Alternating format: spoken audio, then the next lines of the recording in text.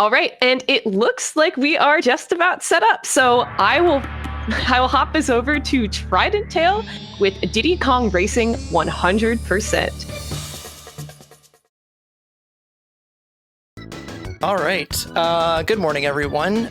It is so good to be here. I believe the last time I showed off this category was for Completithon, either 2019 or 2018, so it's been quite a while. Since then, this run has changed just a little bit, a lot of like minor routing things. But in that time since I've shown off this run, the level of gameplay has just like increased by leaps and bounds. So I'm really excited to show this off for you. Before we get started, real quick, I just want to shout out the bid war we have going on. So if you're not familiar, we are going to be playing this run with TT. He is super OP, super broken, really, really fast. But I know that there's a lot of fan favorite characters in this game. So what we have going on is you can bid to have your favorite character play in the last race.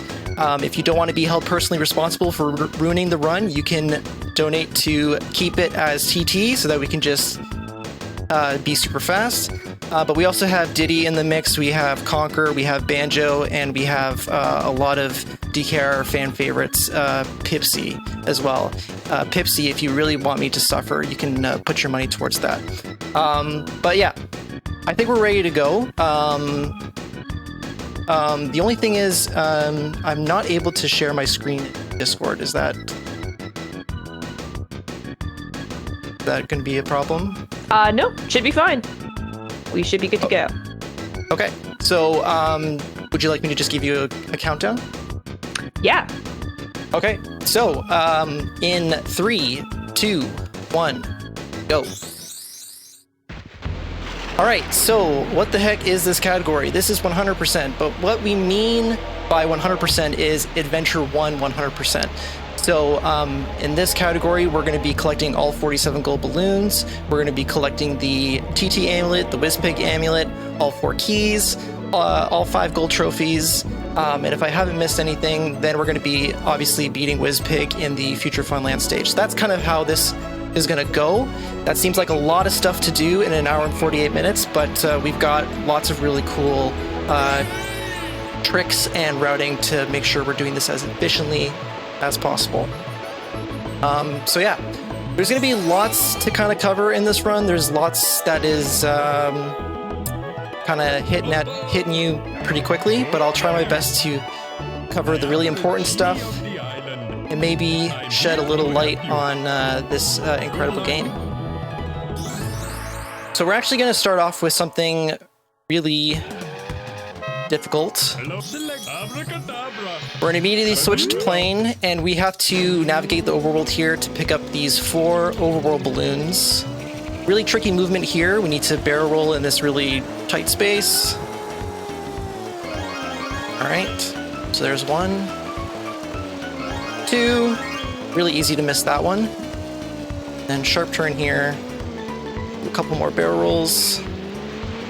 Oh, and that's exactly what I'm talking about right there. Couldn't really see where that balloon was.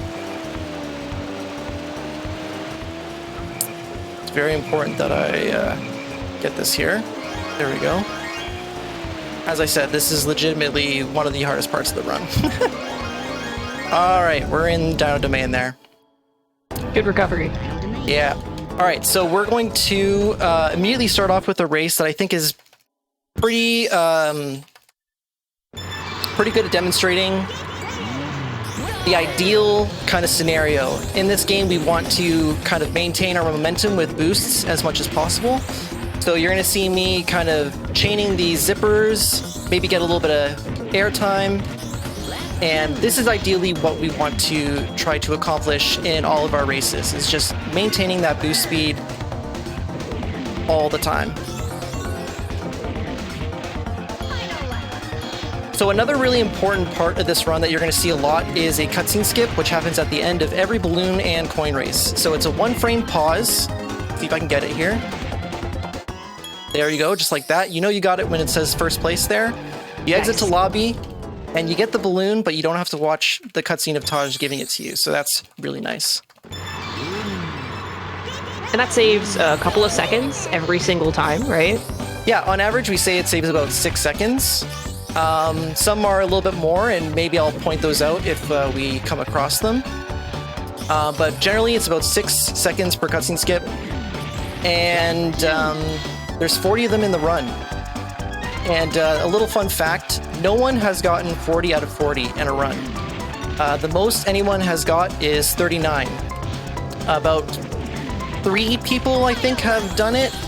Myself, another runner by the name of Mrs. Gizamaluk. And I actually don't know. Maybe it's just the 2 of us, actually.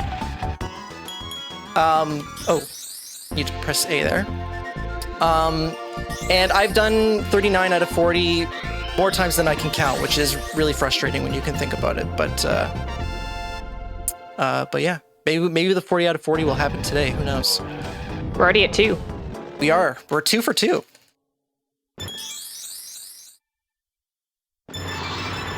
All right, so moving on with Fossil Canyon here. There's a really cool trick in Fossil Canyon that we like to call Canyonless. Kind of a riff on Cannonless from Super Mario 64. We're going to do a series of tight drifts here to get a balloon and hit the zipper, and then we're just going to launch ourselves into the canyon here, hopefully pick up that balloon so that we can just boost right out of that section there. It's actually really tricky. Oh, that's what happens when you hit oil slick there. You kind of just spin out. So let's see if we can get it again.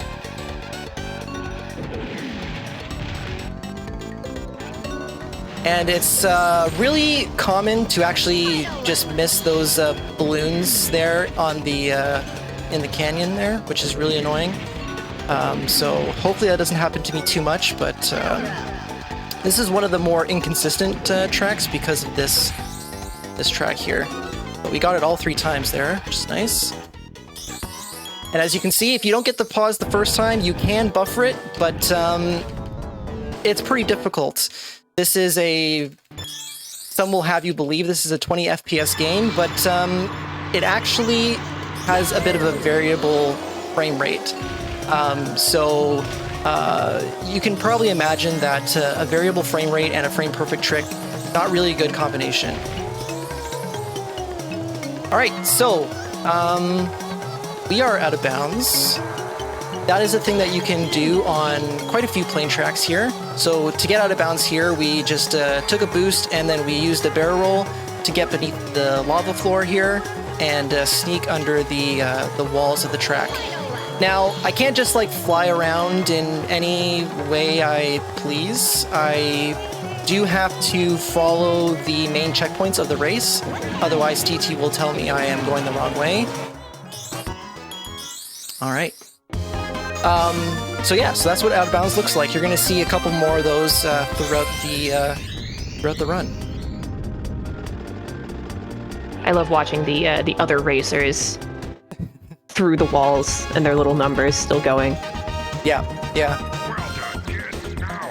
They have no idea what's going on. I'm cheating horribly. I should be banned from this competition, whatever you want to call it. But just look at TT's little face. How could you ban that? All right, so we have a really big trick coming up. We're just gonna drive behind the starting line here. And I'm gonna drive some more behind the starting line here.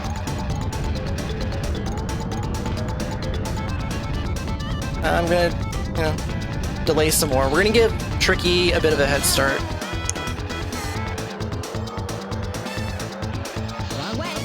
All right, I think we're ready now.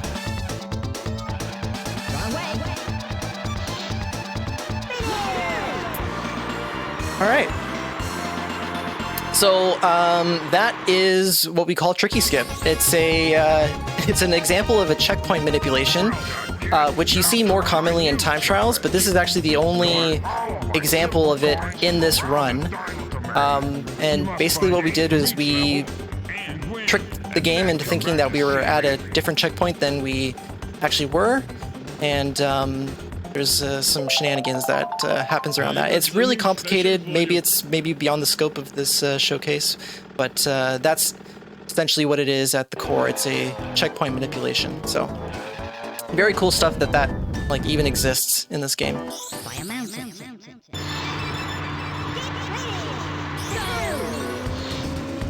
All right, so we are at our first mini game. This is Fire Mountain, where we have to collect these eggs. I'm going to do kind of a newer strat here that I helped develop, where we used to go pick up our second egg from someone's nest, but we actually developed this strat where you can shoot a CPU early so that they drop their egg, and then we pick it up from the center.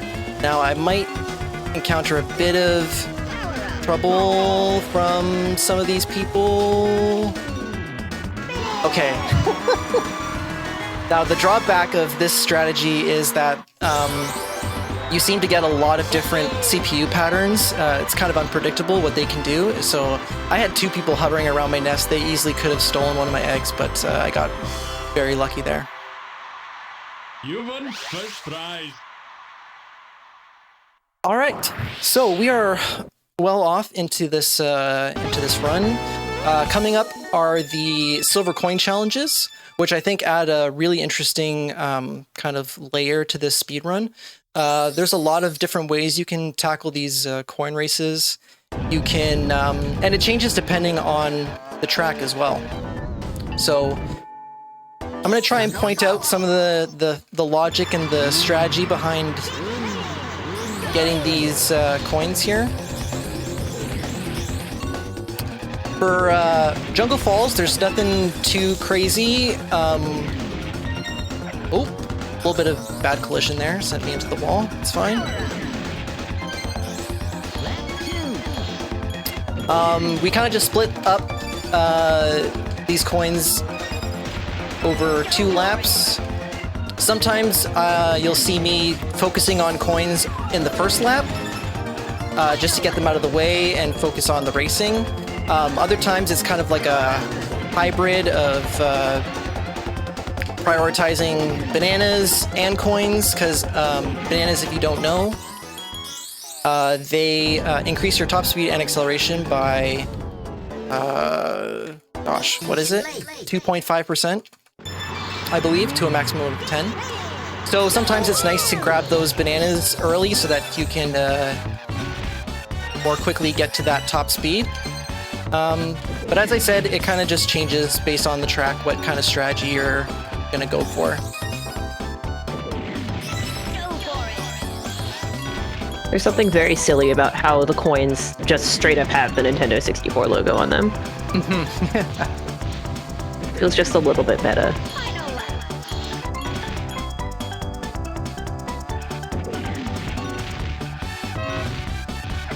Alright, so cutscene. There we go. I believe that's 6 out of 40. So far, doing pretty good.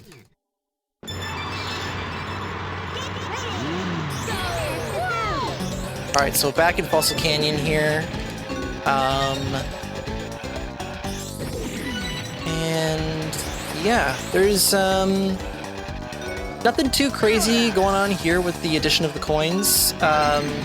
There's 2 coins here that are kind of difficult to get. I actually almost got that one. That would have been really nice if I was able to get that one. If I don't get those 2 coins in the canyon on the first 2 laps, I will intentionally slow down just to make sure I get it. But that one's really satisfying to get because you kind of come in blind, and you just, it's always really nice when you're right on target there. Alright, so I didn't get those 2 last coins, so I'm going to intentionally slow down.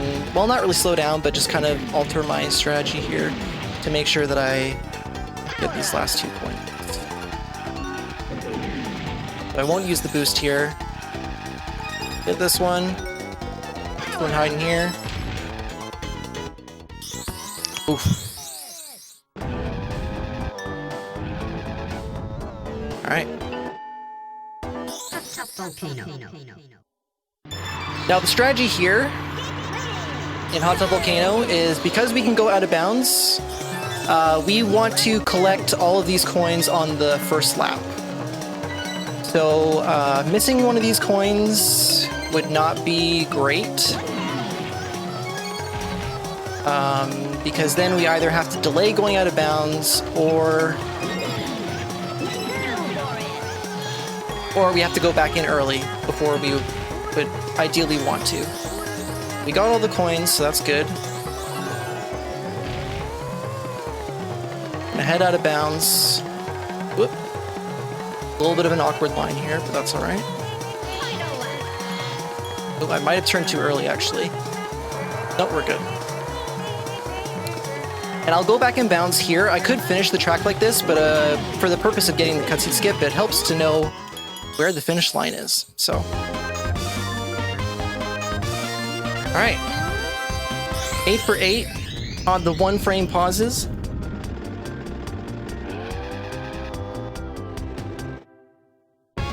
And now Are we those get to visit. pauses? Oh, sorry.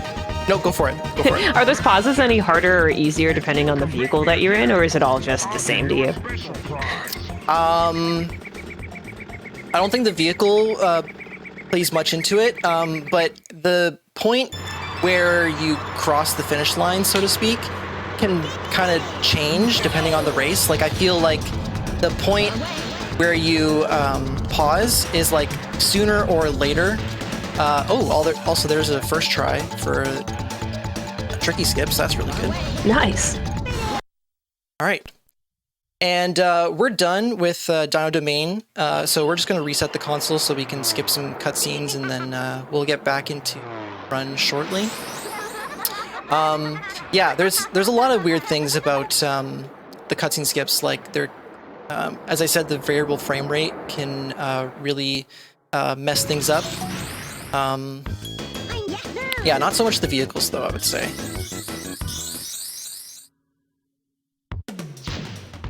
Alright, so we're back in the overworld. We're going to talk to Taj. He's going to challenge us to a race. And this is where we get to talk about car mechanics a little bit. So, in the car here, I'm actually tapping the A button, which is the accelerator. And for some reason, this helps you go faster, kind of just bump up your top speed a little bit.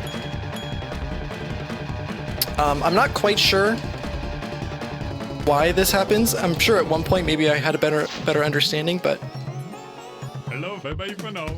again, it's another little kind of very intricate tech explanation. Abracadabra. But yeah, so we're trying to press A in the vehicle. It works in all vehicles, a little bit different for the plane and hover, but for the car, we're mostly tapping most of the time when we're not boosting. All right. So much happening all the time.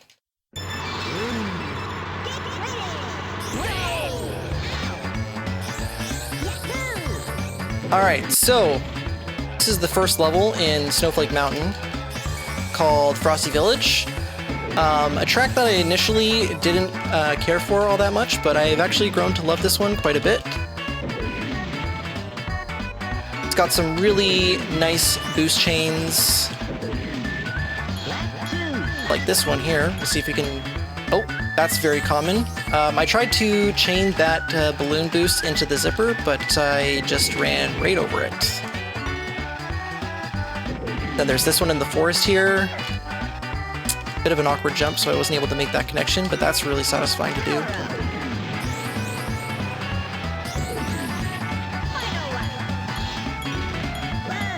Oh, I missed it again. Now this is one of the harder cutscene skips in the run, I would say. The frame rate at the end of at the finish line takes a considerable nosedive, so it's quite difficult, but we were able to get it. With all the water that's on either side of the finish line, for some reason that just like really tanks the frame rate.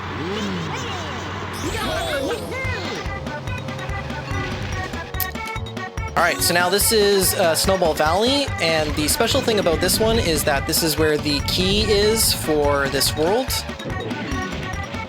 So, for those that don't know, the key is what unlocks the minigame in each world. So that is required for 100%, so we need to get all the keys as well. That one's tucked in, kind of in a bit of a corner, a little bit off the beaten path, but that's okay.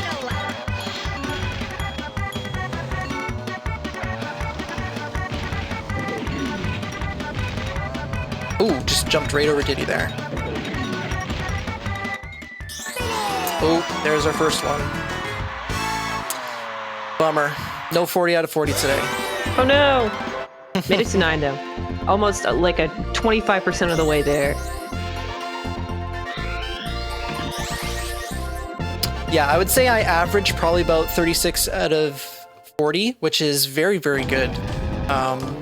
So if we get anywhere close to that, I will be very happy.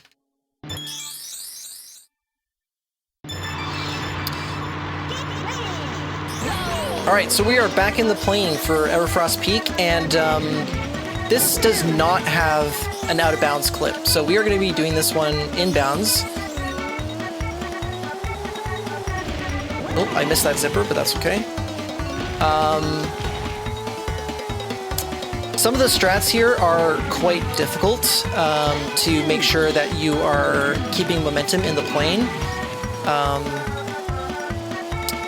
I'm going for kind of like a medium difficulty one here, where I'm going to try and get 3 single balloons. Oh, I think I missed that one because of the CPU. But hopefully we can get it on the 3rd lap so I can show it. The important thing is that we're not bonking into any walls or objects, because in the plane that causes you to come to almost a complete stop in some cases. Lose your altitude. Oh, there we go. The floodgates have opened. You're doing so good.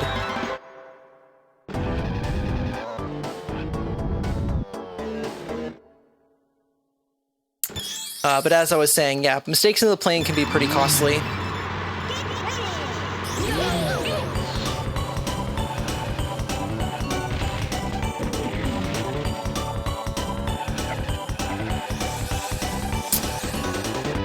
Alrighty, so this is Walrus Cove. There's some pretty cool tech in this race here, like this jump here. We're going to use the boost to kind of hop over that middle island there, which is a newer strat that I've started doing. I used to do a different strat before that. But that one's pretty fun to do. The only thing you need to watch out with that is that you can kind of fly off into any kind of, direction, and the ice on either side there, if you touch that, you kind of just bounce back towards the track, and that can lose a lot of time. So it's a little risky, but once you get it down, it can be quite fast. Also looks very clean. It's very satisfying, yeah. Oh, won't be able to do it this lap because I lost my balloon, but that's okay. Usually what I would do is I would use the balloon here and then chain it into that zipper. Oh man, okay. We need to refocus here.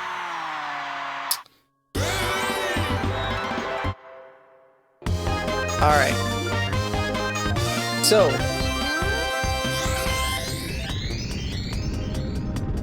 next boss is called Bluey. A dapper walrus. Look at him with his bow tie.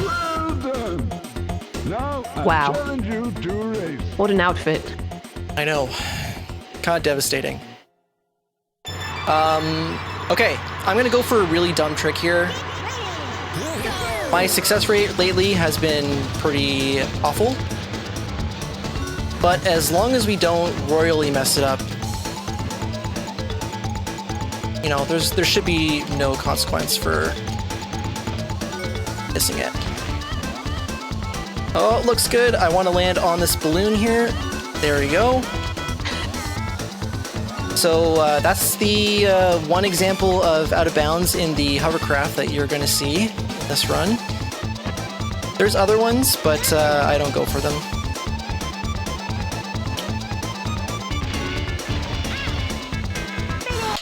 And that trick saves like maybe half a second. It's really silly to go for it, but hey, we gotta show it off. During this reset, do you mind if I hop in with a donation? Yeah, go for it.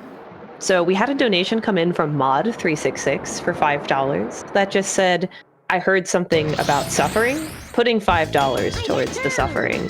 And that is in reference to the bid war for the final race character. They put $5 towards Pipsy. So if you would like to end the suffering or continue to encourage the suffering, feel free to donate, ! Donate, and put your donation towards that bid war to select the character for the bid war or for the final race. But right now, it will be Pipsy. And that's really unfortunate. So we, can we, do our best to stop that from happening? What's so terrible about Pipsy? Sorry. What's so terrible about Pipsy? So Pipsy is many a DKR player's favorite character, like a casual player's favorite character, because they have very, very tight handling. Like they turn on an absolute dime. But the thing is, they do have very high acceleration, but they have incredibly low top speed. So, in a speedrunning sense, they are pretty much the worst character. So, yeah. It would definitely make the final boss race an incredible challenge. Save the run. Donate. I need to cross the finish line there. Tried to turn around a little too soon. That's okay. Alright, so that was another quick little Taj race. We took a trip around the island in the hovercraft. And now we are heading to Sherbet.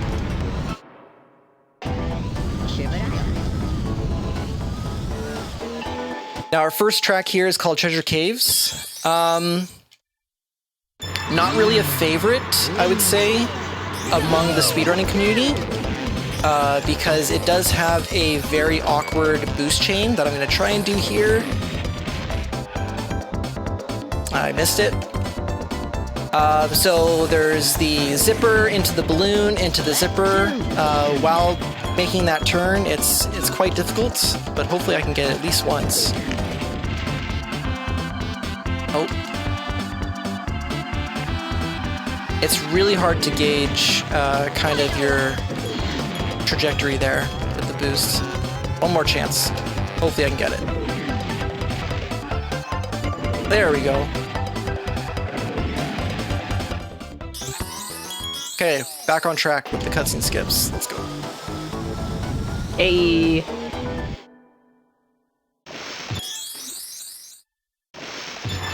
Alright. This is Pyro Lagoon. This also has some really satisfying boost chains here.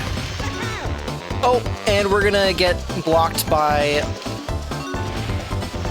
the wall there, which juts out way farther than you think.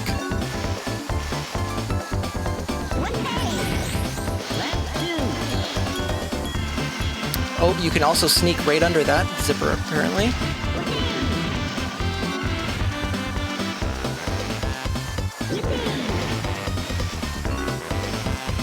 As far as technical races, this is pretty up there. There we go. That's what that's supposed to look like, and ideally I would have hit the blue balloon, but what can I say? The game is hard. There we go. At least we got the cutscene skip.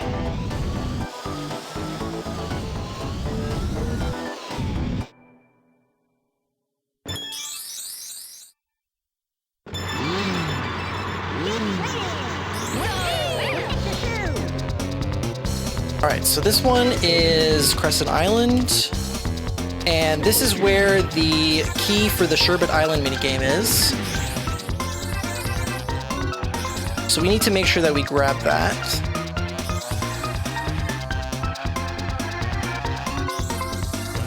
There's also a really sharp little shortcut there. Now the key is right here, kind of hidden in this little alcove in the water here. I think the game maybe intends you to come back to this track and explore with the hovercraft.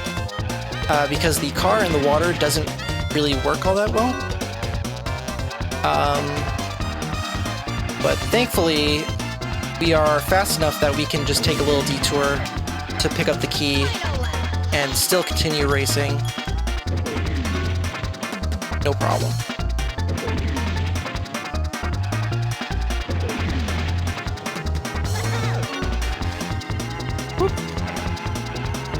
Alright, now this cutscene skip can be a little tricky because after we do this really sharp turn, the finish line comes up pretty quick.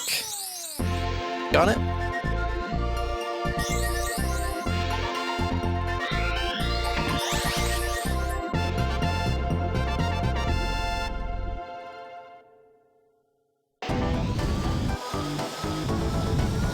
And now the last race here in Sherbet is Whale Bay.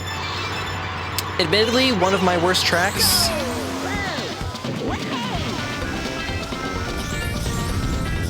This one doesn't usually go well for me, but let's see what we can do. This turn right here. Oh, I feel like I got robbed there a little bit. That's the really tough turn at the end there. Hitting that zipper, then turning really sharp to get that balloon. I felt like I should have had the balloon there, but that's what happens sometimes. Absolutely scammed.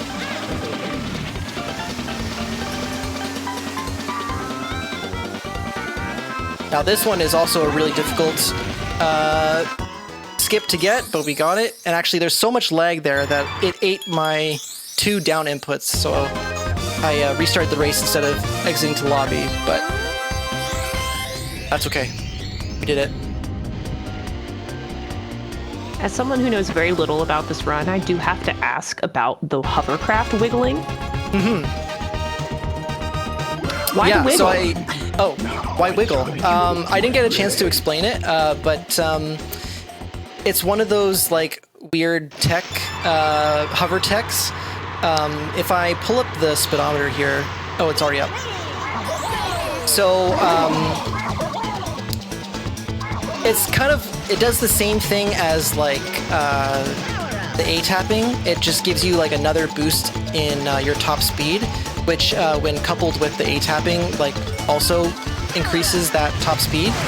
And I'm guessing like the reasoning behind that is that the developers kind of made you, like they gave you a speed boost when turning to make the turning and hover feel more natural, I'm guessing, or like more fluid. And so, oh, I missed the balloon there. Oh, I felt like I didn't touch that, but the game says so.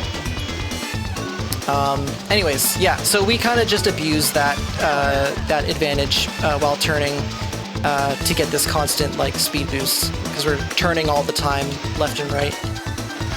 And I can tell you it's very taxing on the thumb after a while. A very thumb-intensive run. Yes, for sure. Okay, so you might be wondering, we haven't done the coin races for Snow. We haven't done the coin races for Sherbet. So, like, what's the deal? Why are you resetting? Why are you exiting the world? There's still stuff to do. Well, this is where some of the interesting routing comes into play, which we will talk about very shortly. First, we have this plane challenge here with Taj, which I guess I can use as a opportunity to kind of go through the plane mechanics here. So you're noticing that I'm doing these barrel rolls, and you can see what's happening with my speedometer as I'm doing the barrel rolls, so I don't think I need to explain, really, why we're doing so many barrel rolls all the time. Theoretically, you could just continue to build infinite speed if you just had like a straightaway and you let go of the accelerator and you just kept doing these barrel rolls. So that's really cool. We kind of have our own way of generating boosts in the plane. It's the only vehicle that has kind of that capability. And it looks like we're going to get a 50, just under a 57 here, which is fairly decent. Means we got a pretty clean race. Oh! You need to make sure that you're holding onto a direction when you double tap the R button to initiate a barrel roll, because if you don't, if you're not holding left or right, you will do a somersault, which fortunately loses time. But it was very stylish. It was stylish. Alright, so now we're back in Dino Domain. We're doing the trophy race now. So once you complete the second boss race for each world, you unlock the trophy race for that world. And we need to get a gold trophy here. It's required that we get gold trophies for all of the worlds. So we have to do this. So we just have to play through all 4 of the tracks here. What's nice about these races is that you don't have to worry about cutscene skips, because you can just mash through. You can just mash through to get to the next race. So that's nice. Kind of just frees up a little bit of brain bandwidth, not having to worry about that.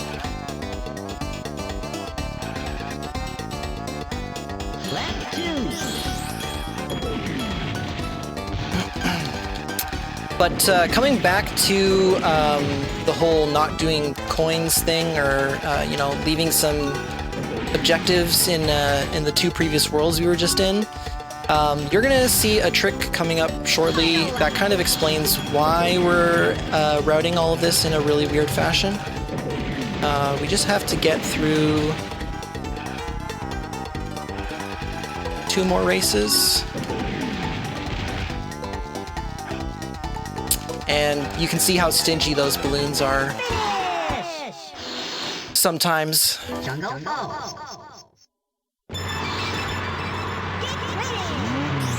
Alright, so one more jungle falls here. Oops. Some more bad ground collision. It's gotta happen at least once a run.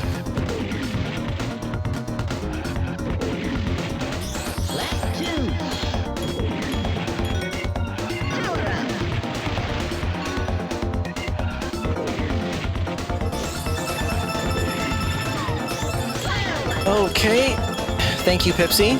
Already ruining my life before the end of the run. Which I'm already mentally preparing myself for having to use Pipsy at the end. Hey, you are currently still doomed to have to use Pipsy, so anyone watching, feel free to hop in there, ! Donate, and save Trident from a terrible fate of having to play as Pipsy during the final race. But as for right now, yeah, mentally prepare yourself. Alright, so lots of stuff is going to happen really quickly here. We're going to go out of bounds, and then there's a random loading zone underneath Hot Tub Volcano, and now we're not in the trophy race anymore. So yeah, we're just going to go to Sherbet right now.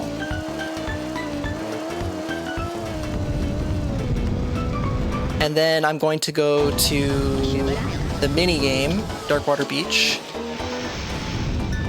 And just speaking on Darkwater Beach for a second here, this is a battle mini game, but we can clear this out really quickly if we kind of follow a very specific set of movements here.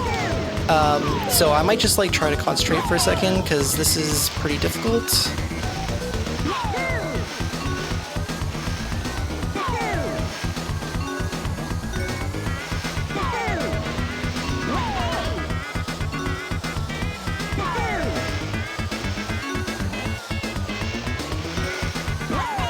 Alright, this is pretty great.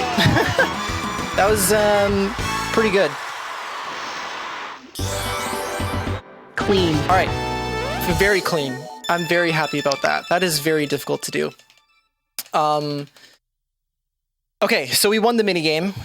we got our TT amulet piece. I'm actually going to go back in to the minigame. And this time I'm going to intentionally take myself out.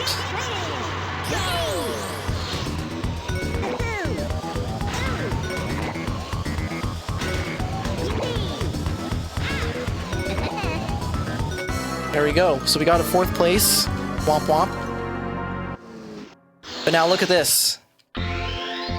Now I have trophy. So this all started because we started the trophy race, but we didn't finish it because we warped out in Hot Tub Volcano. We had 1 race left. And so for some reason, going to a minigame counts as entering a race, or the game thinks it's like the 4th race. And we can just intentionally lose because in this game, 3 first places and a 4th place automatically gives you the gold trophy.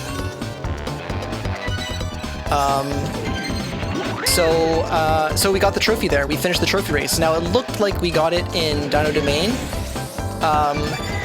Here, it's really hard to explain things and play this game at the same time. It looks like the trophy was in Dino Domain, but we actually just got the trophy for this world here.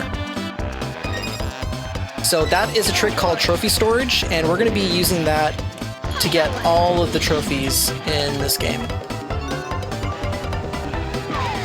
Okay. Pipsy, again.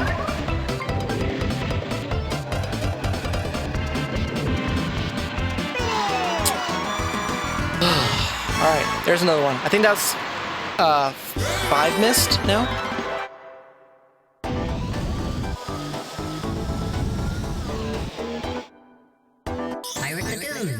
Alright.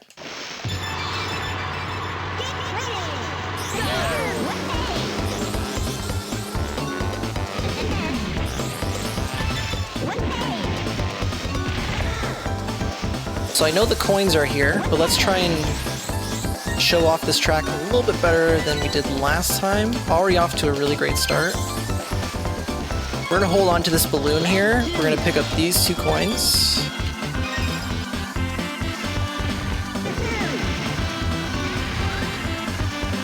Very good. Oh, turned a little bit too much there. Alright, that's unfortunate. Now the last coin is all the way over here on the beach here. Go for it.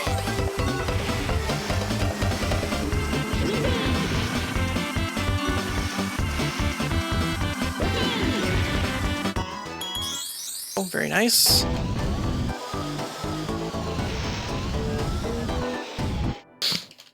Christmas Island. We had a $10 donation come in from Anonymous that the comment just says, to save you from the mouse. And it was $10 towards Conquer as the final race character, so you have been saved from Pipsy. Chat, if you want to make Trident suffer, Pipsy's at $5. Conquer's at 10. Or you can get TT, Diddy, or Banjo in there. Take your pick. But right now, it looks like it'll be Conquer for the final race. You've been saved. For now. For now. For now. That donation also, sorry. Yeah, no, go for real it. Quick, Go for it. It also went towards the Little Gator game, Baby Gator post game. We are at 25 out of $30. We are just $5 away from unlocking that incentive. So get those donations in, both for the bid war, but also for Little Gator game. We're almost there.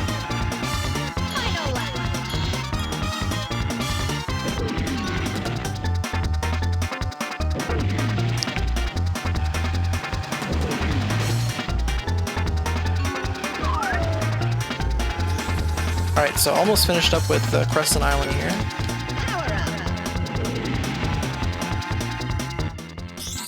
Oh. I'm worried about those buffers now. Every time I don't get it first frame. Whale Bay. Alright. Now we're on Whale Bay. The coins on this track are a little spread out. There's one over here, but we'll just hop right onto the whale there.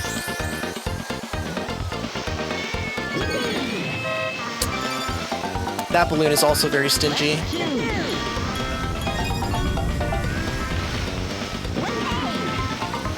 Alright, I'm gonna try and drop onto this coin from the ship. There we go.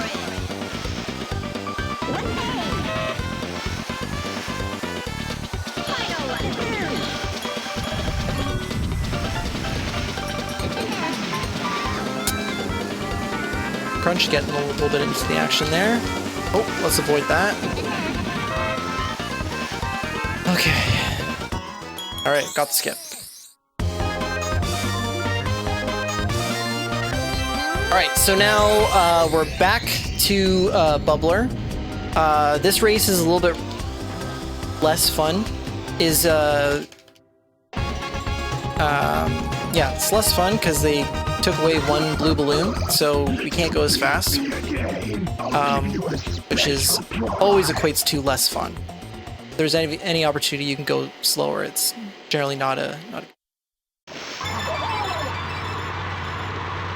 this race also has Bubbler kind of littering the course with all these bubbles, which is probably the worst trap you can get yourself into, because you kind of just like come to a dead stop, you kind of float up into the air for a little bit, and then it releases you. So it's pretty awful, especially in the hover, because it does take you a little bit to get back up to that top speed. So hopefully we don't touch any of the bubbles.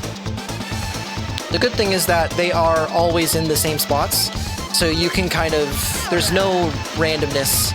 You can kind of, you know where they're going to be, and you can always kind of adjust your line accordingly.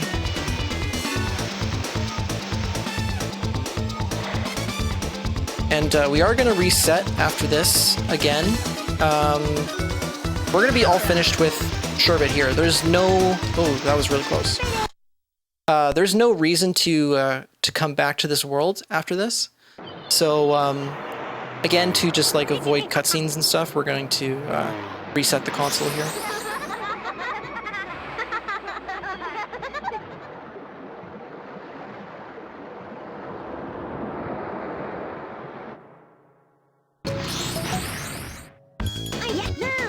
And then, so here's a bit of a routing difference here.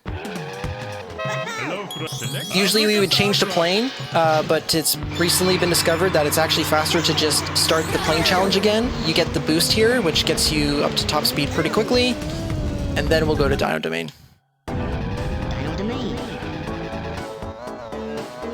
That saves about half a second. It's not that much, but we actually do it later when we go to WizPick, which saves about a second and a half, so that's a pretty considerable find. And now we're back in Dino Domain. Remember, we were here before, but we did not get the trophy for Dino Domain, so we have to come back and actually get this trophy. Oh. Is the balloon there somehow?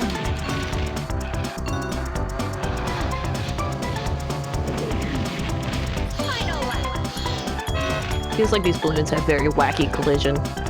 Oh my gosh, everything in this game has wacky hitboxes and collision. It's just one of those things you deal with.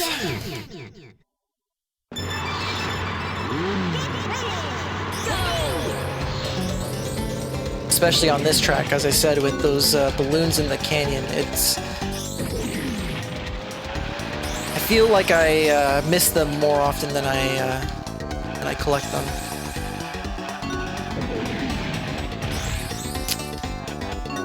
Okay, we got it that time.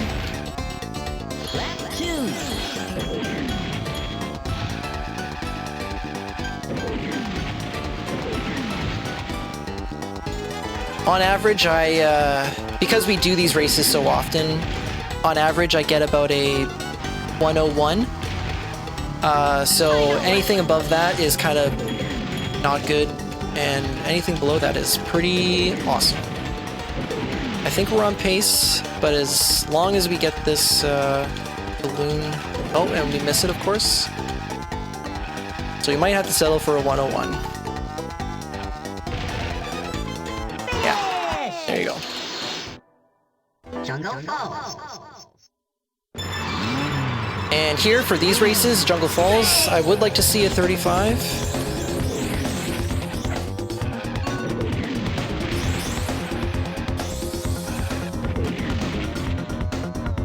But the thing with this track is that if you make one mistake, it can really ruin the momentum of the entire race.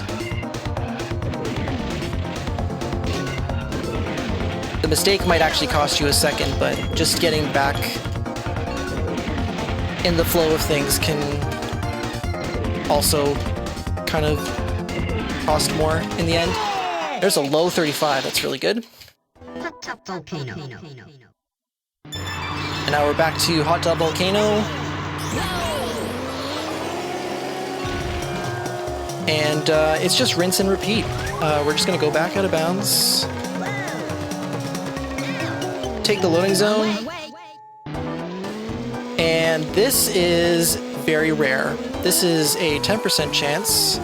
I didn't even get to talk about that. There's so much in this run. There's 3 outcomes for that wrong warp. There's the most common one, which is Dragon Forest in the car. That's about 80% chance. This warp is 10%, and the other 10% is actually getting overworlds. Now, this is really good for the run. This is going to really mess up the routing, but in the end, this could save us about 25 seconds, potentially. And we're going to just eat into that right away by taking a fireball to the face. Make that 2.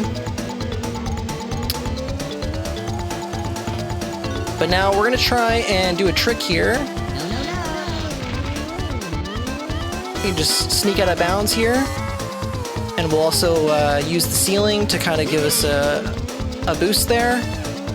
And now you can really see how flying out of bounds really helps you kind of navigate these races in a more efficient way. The whole right side of the track there, we're just going to completely ignore that. There's 2 important checkpoints at this end and at this end here. So we just have to kind of just fly in this oval pattern.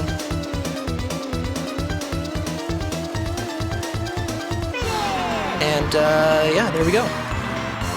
So there's a boss race done, which we're not supposed to do this for quite a while yet, but that outcome from the wrong warp allows us to do things a little bit out of order. But this is just merely a detour. We're gonna pop back into kind of the regular flow of the run, and then we'll see kind of the ramifications of this in a little bit. But yeah, for now we're just gonna leave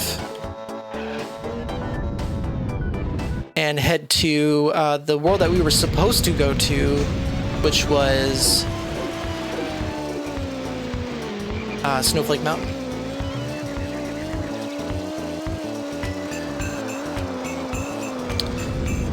All right, again, we're gonna go back to the minigame. It's another battle minigame. It has very precise movement, so I'm just gonna kind of concentrate and make sure I get this.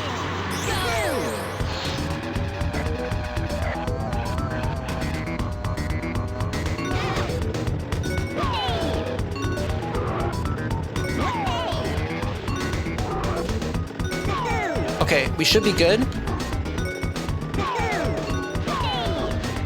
Everybody should be coming up to the top level here.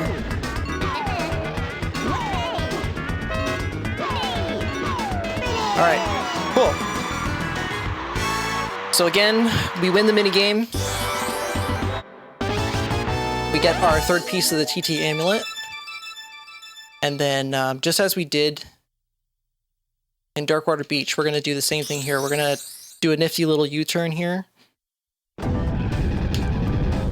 And head back into the minigame, and then we're going to intentionally eliminate ourselves here.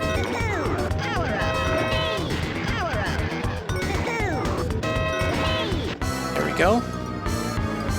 And now you're probably wondering, you know, you did the Smoky race, you won the minigame, how come that's not counting as the 4th race and giving you the trophy? And that's because those cutscene skips, sorry, not the cutscene skips, the cutscenes for Smokey and for the TT amulet, those kind of take precedence over the trophy. So That's the way that works.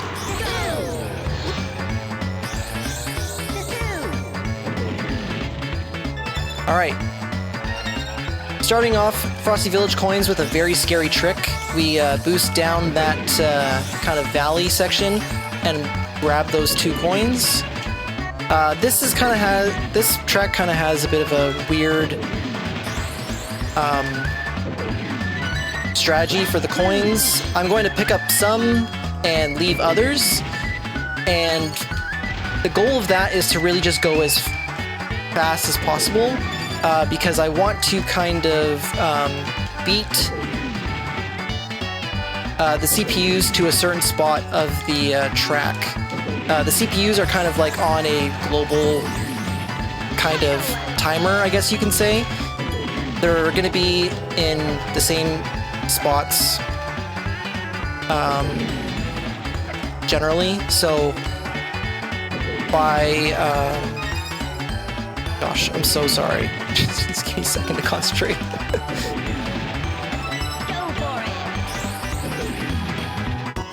Okay, so by going as fast as possible, I'm trying to beat the CPUs to a certain portion of the track by a certain time to avoid running into more lag issues, especially in that tunnel section.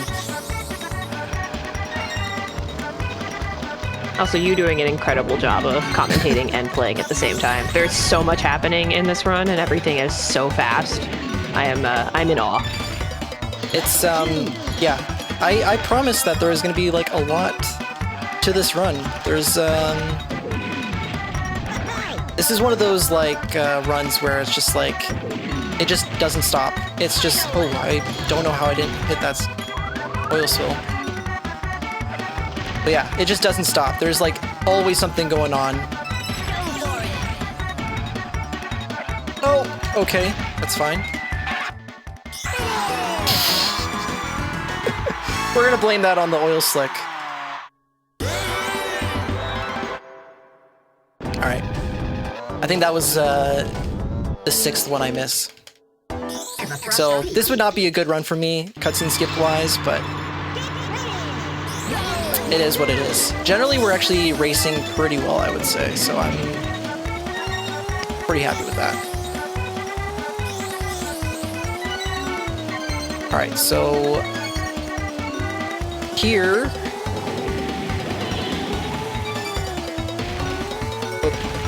on Everfrost Peak, there's nothing really too out of the ordinary. We did have to kind of go through a bit of a detour to pick up some of the earlier coins.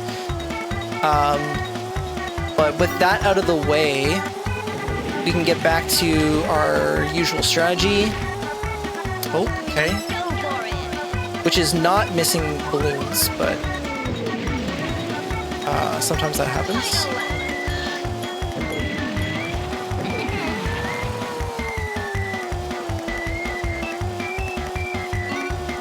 I find for the plane tracks, it really helps to get a lot of the coins out of the way at first, because plane movement is like all about momentum.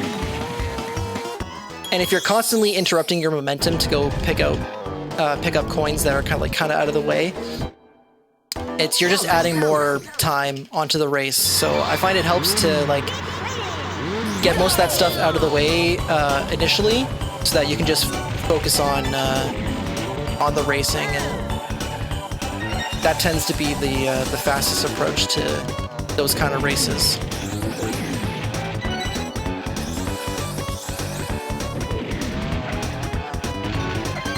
Alright, so here on Walrus Cove, there's a lot of really rude coins like that one, which is right at the edge, and this one as well, which is also right at the edge. There was that one that was tucked in by the fence there, which we did a very precise turn to grab. And then there's another one that you might not be able to see until we actually pick it up. It's kind of tucked over on the...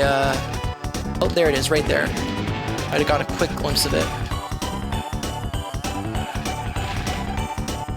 Oh!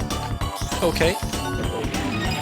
I was very scared that I was gonna end up on the ice there. As I said, that's kind of the gamble when you do that strategy. All right, so we're gonna grab this coin, which is unfortunately out of the way of the zipper, but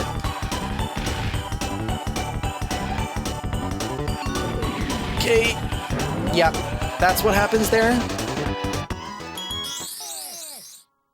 Couldn't quite hold on to the line there. And so went skating for just a quick second.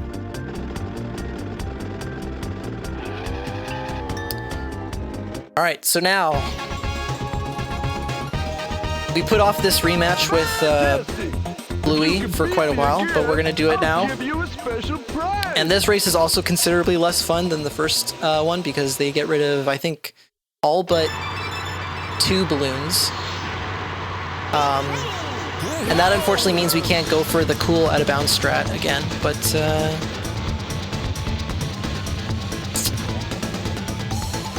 it is what it is. Yeah, they got rid of this balloon here. But they kept the next 2 here. And I'm gonna try and get hit by this snowball here. There we go. Didn't get the best love tap, but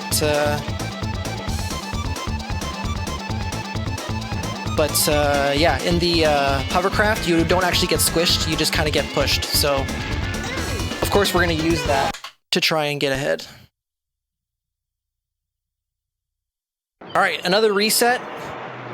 But we're gonna be entering into a pretty long segment here. We're going to be doing a lot of stuff. We have to do... we're going to go back to Dino Domain, get our trophy. And then we're going to be doing all of Dragon in one shot.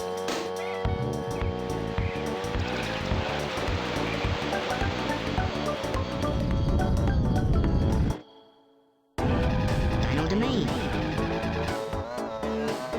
Trophy race. Ancient Lake.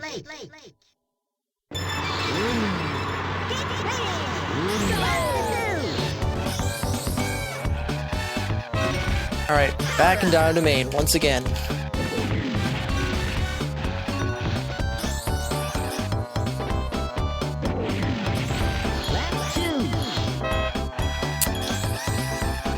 These balloons are not going my way today.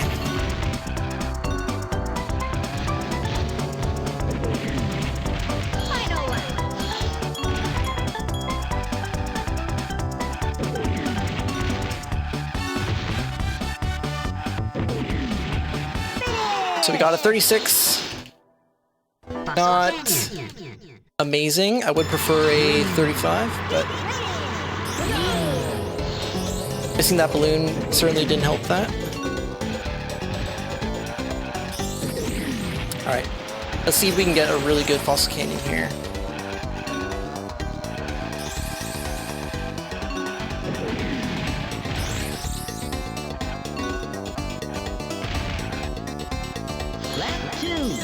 Alright, starting off with a 2195.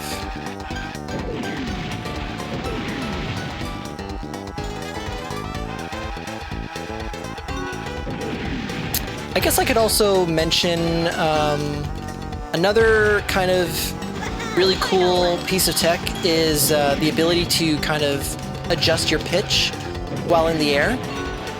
So, I didn't really get to show it off this race, but maybe there's another opportunity.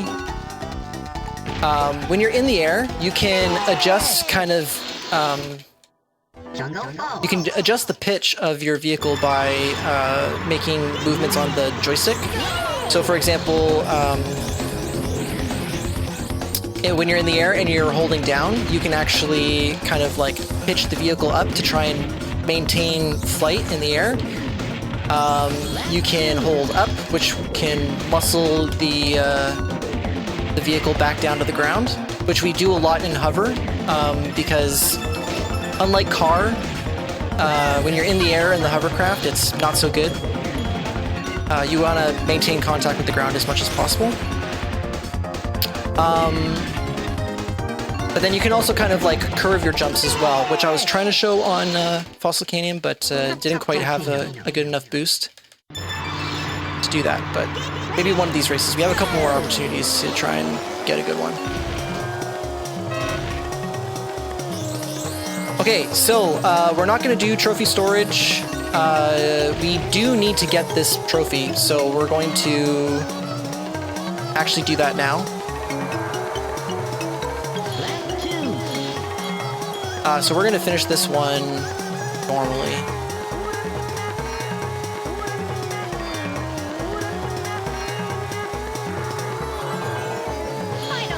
So you get to see some more out of bounds movement. And I won't go back in bounds, I'll just finish this one out of bounds because we don't have to worry about the cutscene skips. So it's slightly faster to just stay out of bounds there to finish the race. And now we have the Dino Trophy. We actually have the real Dino Trophy. And then I hope you enjoy the Dino tracks because we're going to do them again. Ancient Lake.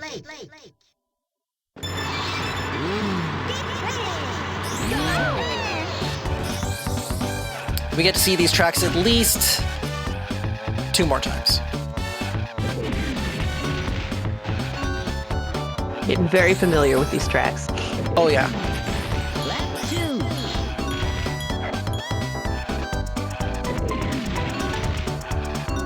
Yeah, Do y'all have a name for oh, sorry. I keep on talking right when you start talking. I am so sorry. Oh, it's okay. I'm just curious if y'all have a name for that big dinosaur on this track. They're very cute. We do. His unofficial name is Leffen, which I believe is named after the Smash player.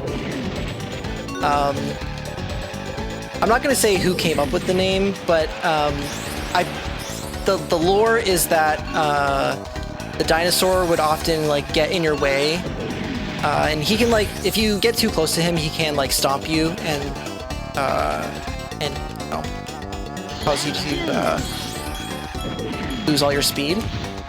And I guess at the time, Leffen was kind of like seen as the villain, I guess, of the Smash community. I don't know much about that, but that's just what I heard.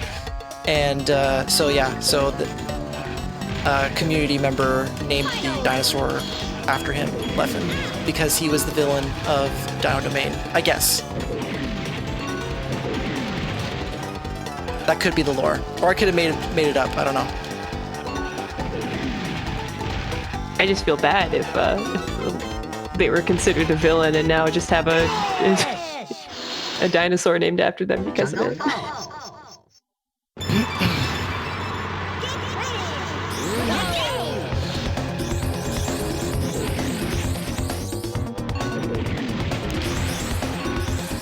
Yeah, unfortunately with DKR, like no matter how cute some of the characters are in this game, everybody seems to be kind of like out to get you. That's how they get you. They look cute and unassuming, and then they just step on you, you know? Yeah, they just lure you into a false sense of security. And then when your guard is down, that's when they strike. Yeah.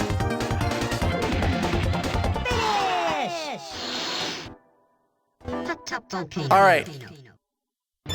We successfully filled time. Alright, now we are going to perform another instance of trophy storage here. And we want to go to Dragon, so we have a 90% chance of that happening. Please, can we... We're gonna get the 10% chance. Oh. And so now we have to drive Dragon Forest. Alright. I'm gonna talk to TT here. Big brother TT. Big and TT. I'm just gonna activate time trials here. And we're going to go to the shortest track, which is Haunted Woods. Now remember, we're still in that trophy storage state, right? So for the 2 other worlds, we did the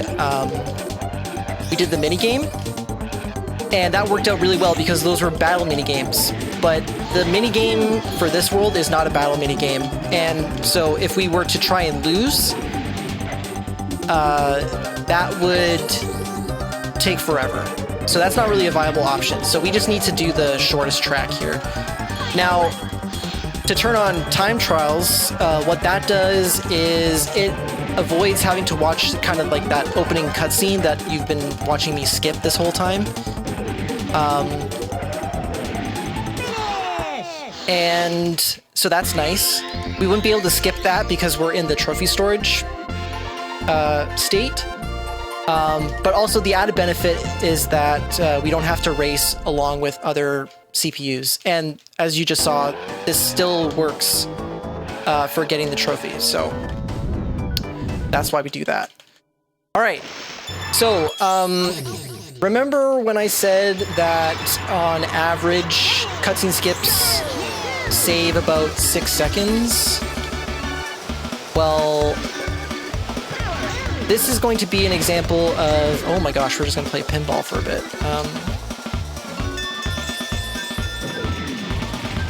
So we're going to see an example of a very special cutscene skip. And this is going to be kind of a effect of being able to do that smoky boss race early. So what unlocks the coin races in each world is the qualifier that the first boss has been beaten, which we have fulfilled for this world. So as soon as we beat this balloon race, the coin race will be immediately active. And so when we do the cutscene skip, instead of returning to the lobby, we can just restart the race. And so not only does that... Oh, I'm rambling and I'm forgetting something very important. Wrong way. All right, there's a key here. We're gonna need that later.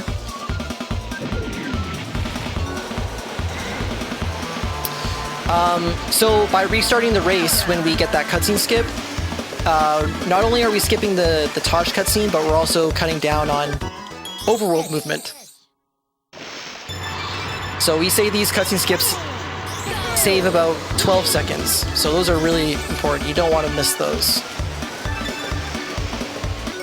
And now, as you can see, we can just go right into the coin race. And our goal is to do that for every race in this world.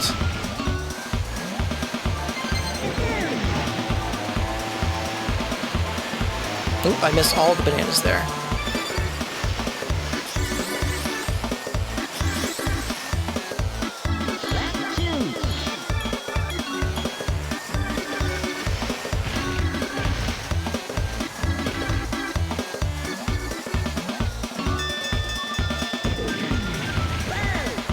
Oh, look at that. That was a really good boost there. So, what I tried to do there was I used the boost from the zipper, and then I also used the boost into the wall and kind of use the property of the bouncy hovercraft to carry that speed into deeper into this castle section.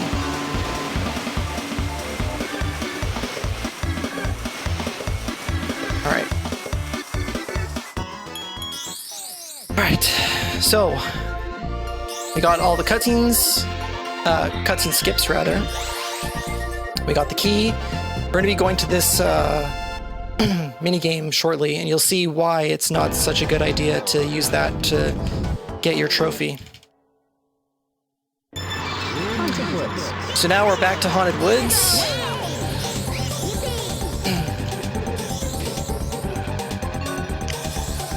This is a really tough corner here. We're going to whip around really quick, and then... But we also want to make sure we line up perfectly to enter into the tunnel. Otherwise that happens. And then this last turn is also very difficult. We're going to try and chain these two zippers here. And that's what happens when you cut that too short. So this track is surprisingly difficult.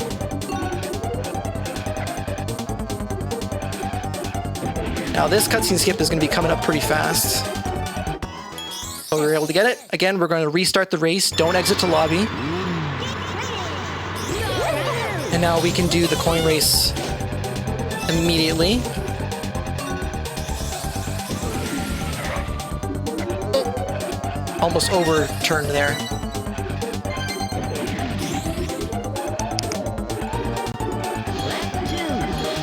Now there's 2 coins over here. Now as far as strategy goes, you see there's a coin there, there's a coin there. I actually got that coin even though you didn't see, or you didn't hear the sound. But the reason why is because there's quite a bit of traffic here on the 3rd lap. So trying to make that turn is kind of difficult, or much more difficult than if the CPUs weren't there. So I'm just going to use that opportunity to grab the coin. Gosh, this wall.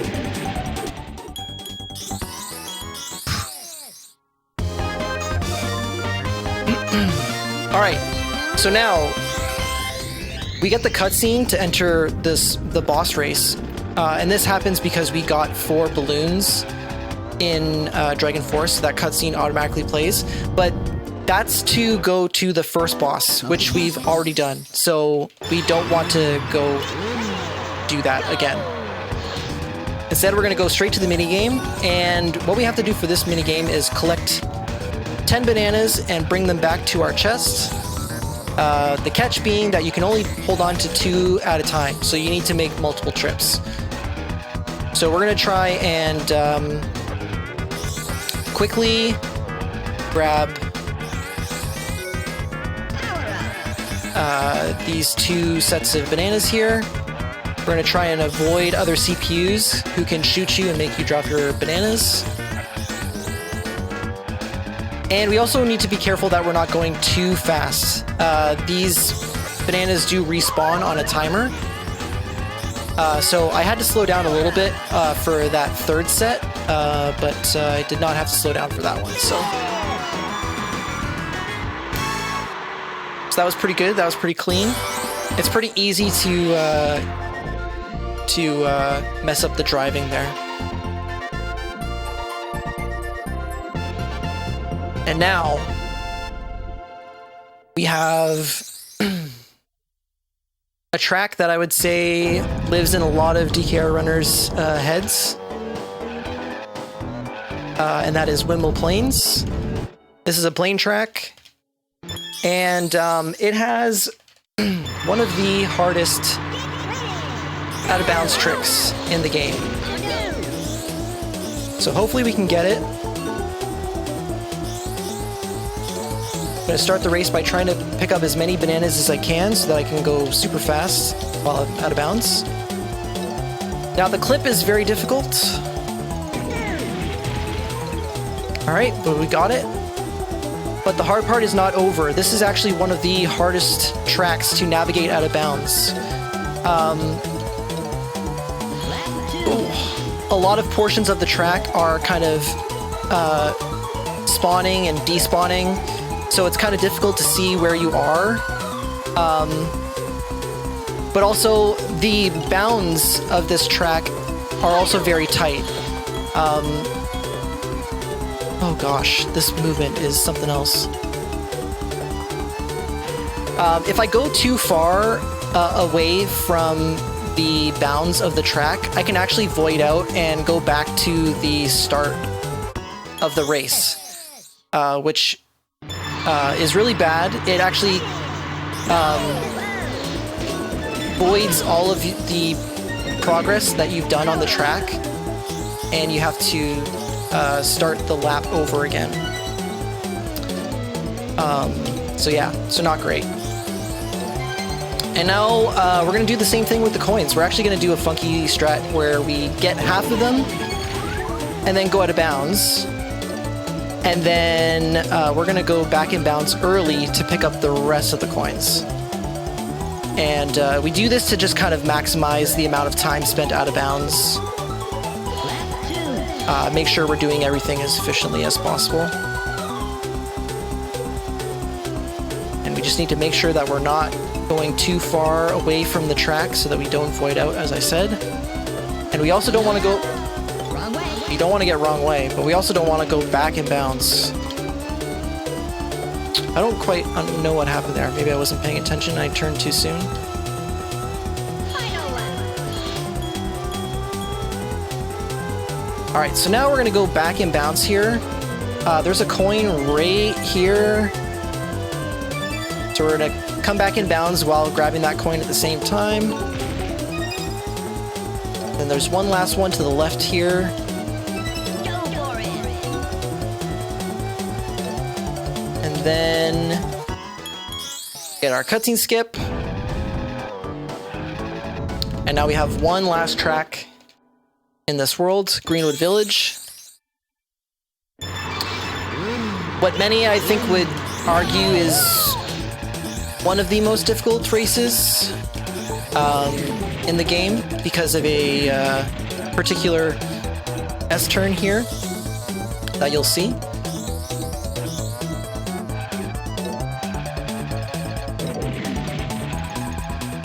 That one is a little bit tricky to navigate, but if you have a good grasp of drifting mechanics, then you can get through it pretty cleanly. Sometimes it still trips me up, so hopefully we can get it all 3 times. That'd be nice.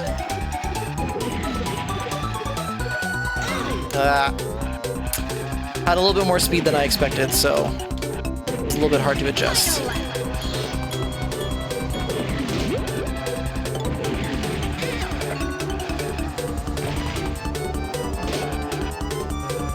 Alright, we got one more try here.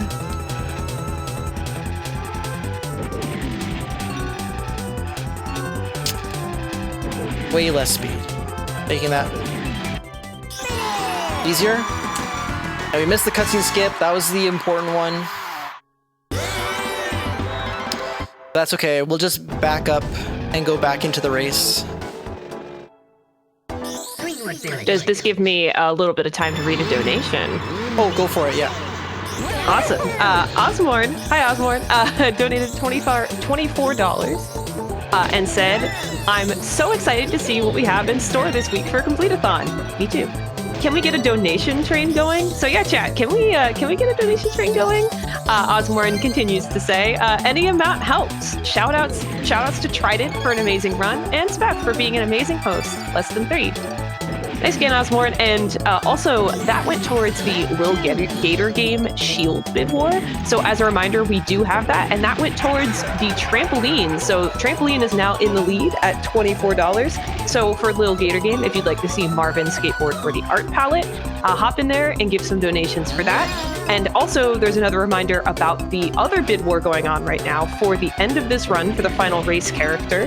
Conker is currently in the lead at $10, Pipsy at $5, and then we could still show a little bit of love for the other 3 characters available, TT, Diddy, or Banjo. So if you would like to come in and snipe that one, you absolutely can, or just to give one of the existing characters with some money on the board some extra support.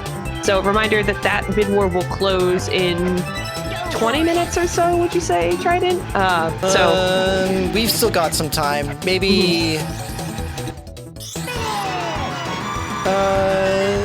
yeah, 20 minutes. 25 minutes. Cool. Yeah, so 25 minutes. Plenty of time to get your donations in to pick that final race character.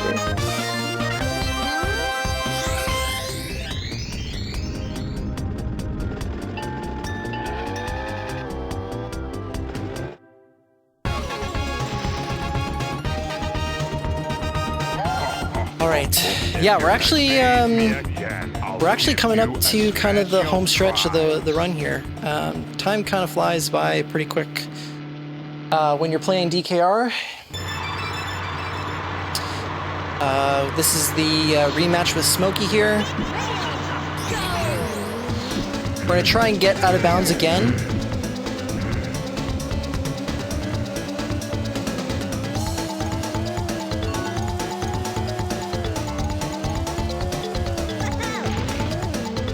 nice clip. We're going to try and get a little bit of a boost from the ceiling there.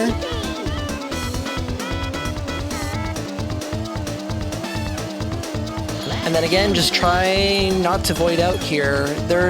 Has been a few instances where I've randomly voided out. So hopefully that doesn't happen.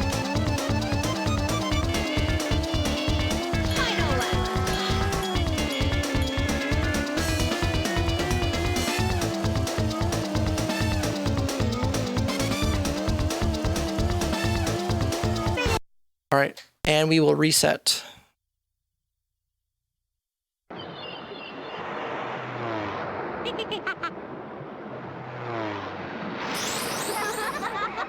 All right. So the home stretch. What's coming up next is the WizPig race, the first instance of the WizPig race.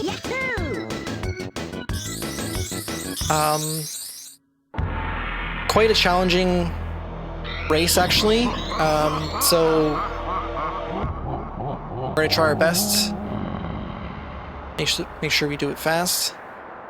First, though, we need to switch to the plane. Hello. We're going to talk to Taj, and then again, we're going to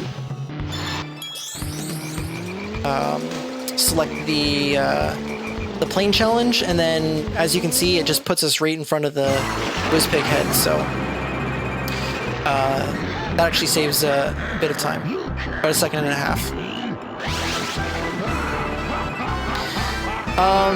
Now, one of the challenging aspects of this race is just the frame rate and all the lag. Because of this rain effect that you see on the screen, you can see how choppy the gameplay looks. So that's just kind of something we have to deal with. Hopefully we can still manage to hit all these zippers and not make any mistakes.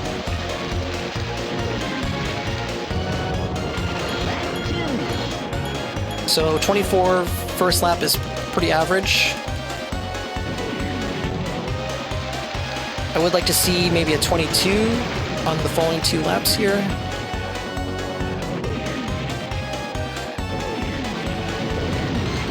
This one looks pretty good. This might be a 22.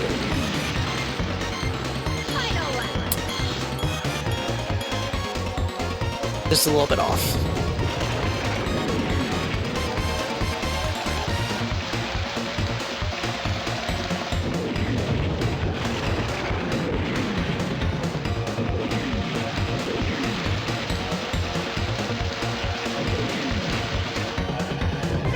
All right, cool.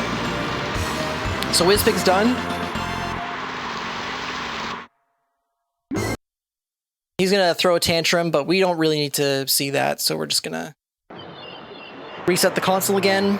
Rare loves to do their fake credits. So there's fake credits at the end of WizPig, and to sit through that would be like 5 minutes. So we're not gonna do that, obviously. So we're just gonna reset the console. And now,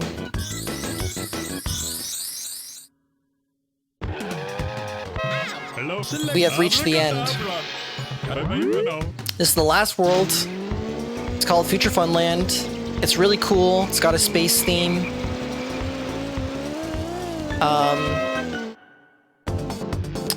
So yeah, this is, you know, if you make it here on a run, it's generally pretty hype.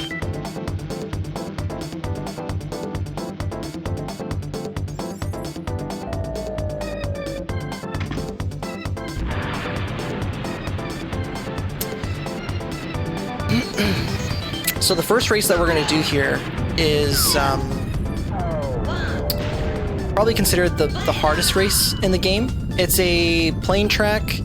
It's there's no out of bounds clip in this one, and when compared to other plane tracks like Everfrost Peak, for example, if you make a mistake in Everfrost Peak, you can recover generally pretty quickly. For this track, though, there's generally not a lot of options. So we just need to try and do our best here to get through as cleanly as possible. No mistakes. As you can see, there's a lot of tight movement here. Oh, I would have liked that balloon, but the theme of this run today has been stingy balloons, so... Oh gosh, and I even missed that zipper.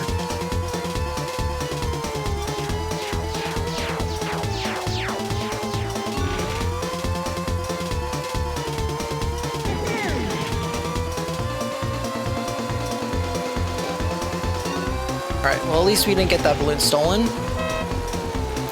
These balloons, man! Not on your side today. Okay, chat, come on.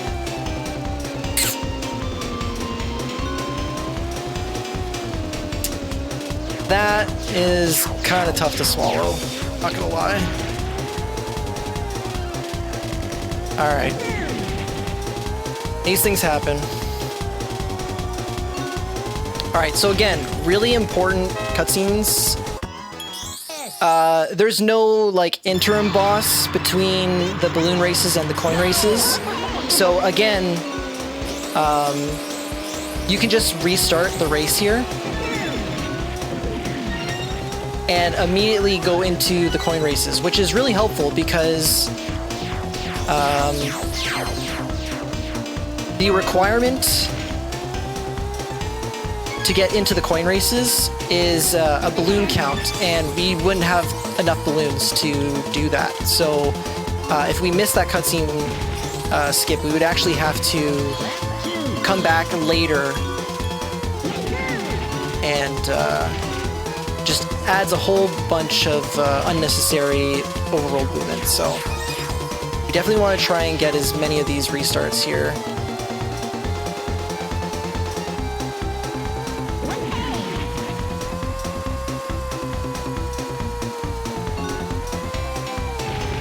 There's a coin here. I'm gonna pick that one up. I find it helps to be boosting across the finish line when you're getting the cutscene skip, so we're gonna try and get the balloon there at the end instead of the coin.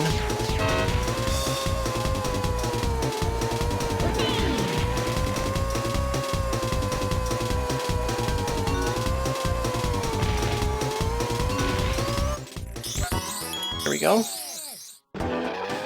So there's one race down.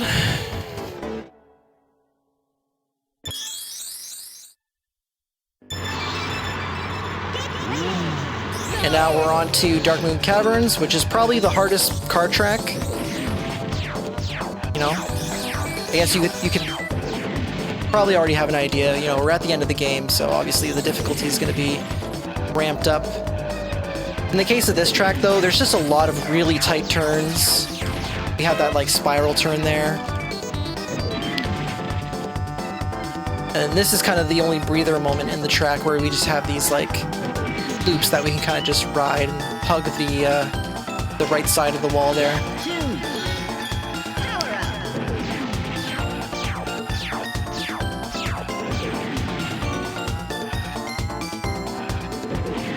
Got those craters in the middle of the track that are kind of obstacles.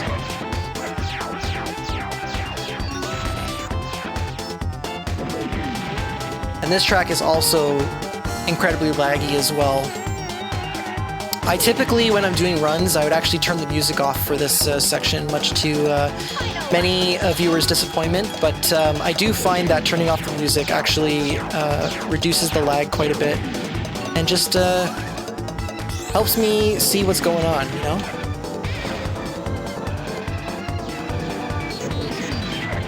I am getting a little up there in age, so the refresh rate on my eyes is, you know, not what it used to be.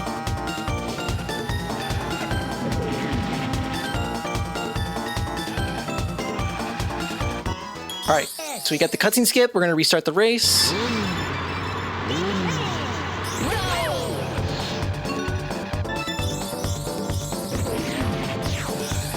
Now, this coin race kind of has a unique fact. There's 2 coins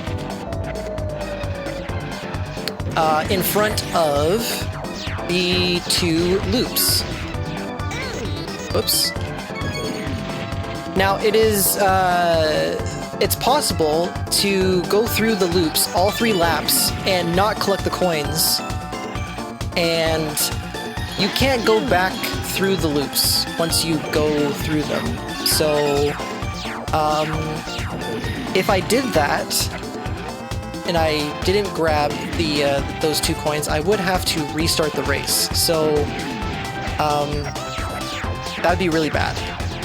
So we're gonna, well, we actually don't have to worry about that because we got both those coins, so that's all good. But that is a thing that can happen. It's happened to me, you know, a handful of times, and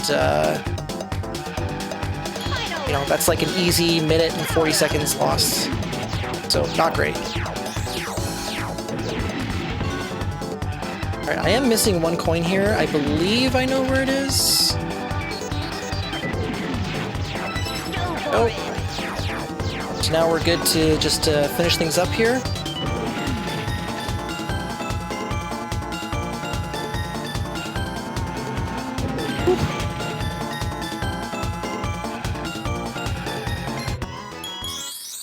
All right, good. Starting to nail some cutscene skips now. All right, so we're gonna exit Future Funland, and you can probably guess what we are going to do next. We only have 4 gold trophies, and there are 5. So we need to go get that 5th one. And of course we're gonna do it this way. Future Funland has some of the longest tracks in the game. So gotta come back to Dino Domain and do trophy storage again, because these tracks are really short.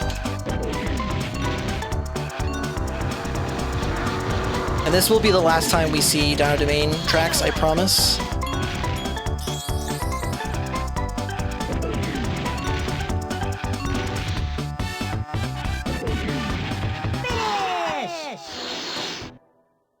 Fossil Canyon.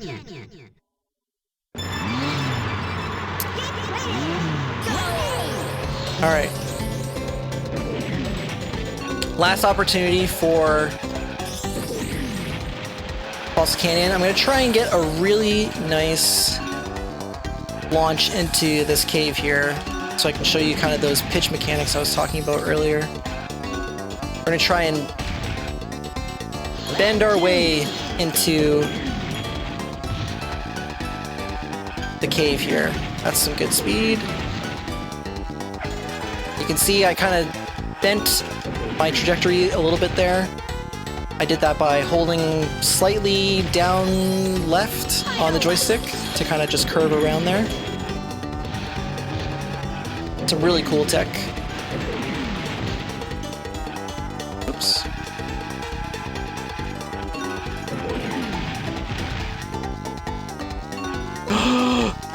Okay. Very lucky there. I don't know how I missed, first of all, the bubble, but then the tree right after it. Sometimes the RNG has to come back around to make up for the balloons. Ugh. I mean, honestly, I feel like the game kind of owes me at this point, you know? We have not yet achieved balance. Got some karma still needing to come back around. Yeah.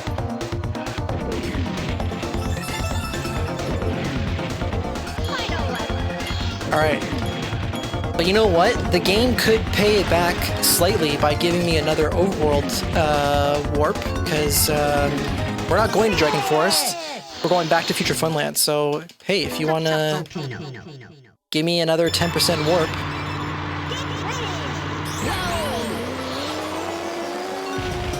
That would be cool.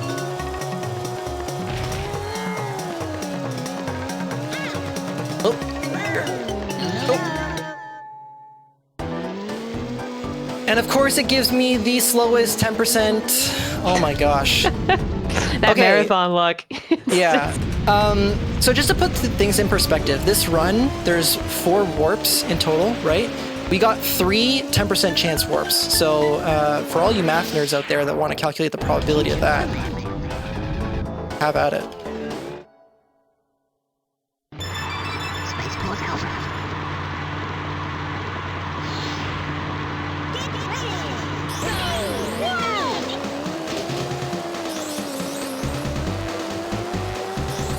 All right, so perhaps some of you out there are wondering why I'm playing on the Japanese version of the game. It's not because of text, because there is no text, but it's actually because there's a texture in this wall missing. So here's just yet another instance of out of bounds flying. This was fixed on all other releases of the game, so this is version exclusive here.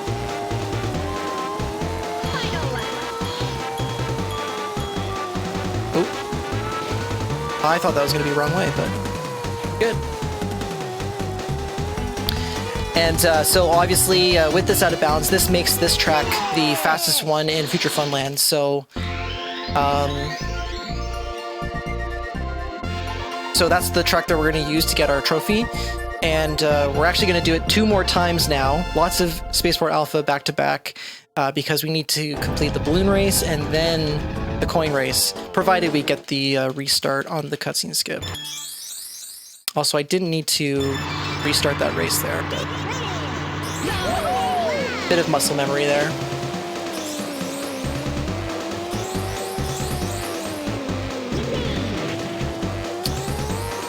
Now, that was kind of a scary clip there. What I wanted to do is get that shield, because these little laser things can shoot you down while you're trying to do the clip. So I got very lucky that that didn't happen to me the first time, but that's generally what we want to do there. We want to get that shield to protect ourselves.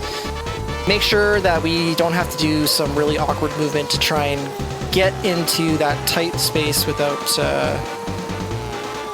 getting lasered.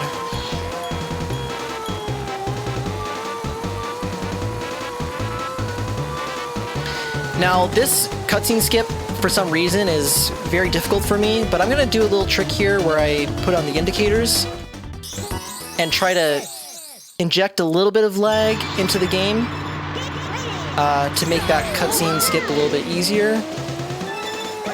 And then I'll just turn them off. I've been having the indicators off. Oh my gosh, the indicators off for pretty much the whole run. I know where to go, and I don't need other things popping up on screen, you know, potentially introducing lag to the party. So they are a good idea to maybe have on while you're navigating out of bounds, as they can tell you whether you're hitting checkpoints.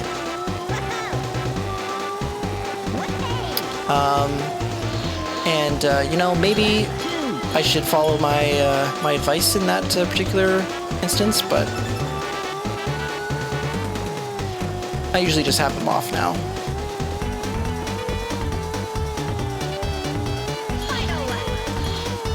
Alright, so similar to Windmill Plains, we got half of the coins and then went out of bounds, and now we're going to get the other half here. So we're going to go back in bounds,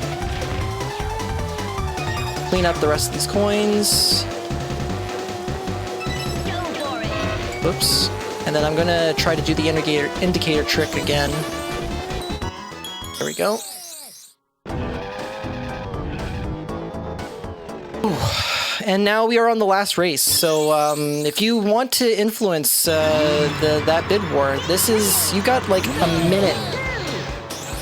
You got like a minute left to get those donations in, because we're going to be closing that really soon. Exclamation point donate to get your donations in for that bid war. Right now we have Conquer as the winning character for this last race, but if you would like to change that, this is your chance. So get that donation in.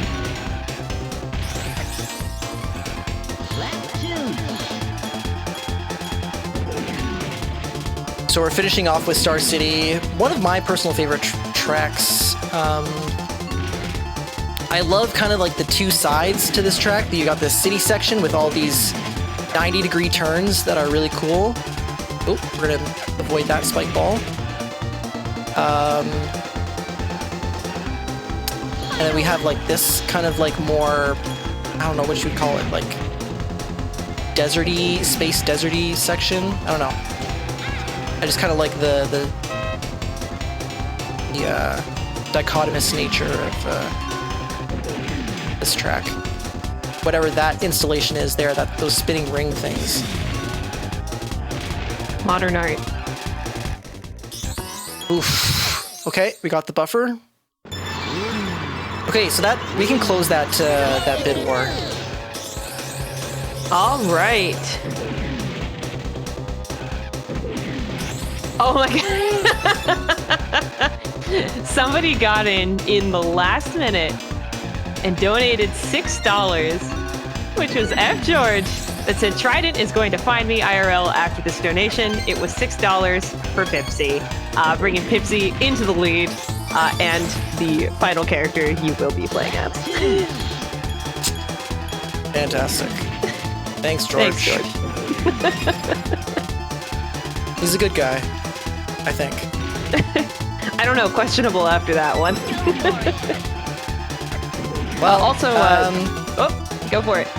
I was just gonna say, I mean, if you wanted to really see the difference between the characters, I mean, that was the way to go. Because if we're looking at the racers on a spectrum, Pipsy is like the furthest opposite of TT. So, yeah, good job. Look, it's just to showcase the breadth of this game. You know, it's for the viewers. All right, so given that bid war, I'm actually going to get the cutscene. I'm gonna just exit to main menu, so I can quickly switch here. Oh, not TT, unfortunately.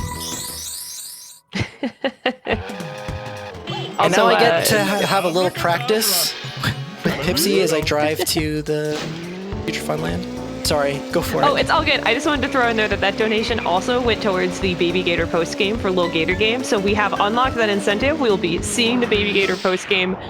We went to $31 out of 30. So thanks again for that, George. And thanks, no thanks. I don't know what to say about Pipsy. That was a decision you made, but thank you for getting us that Lil Gator Game bonus incentive.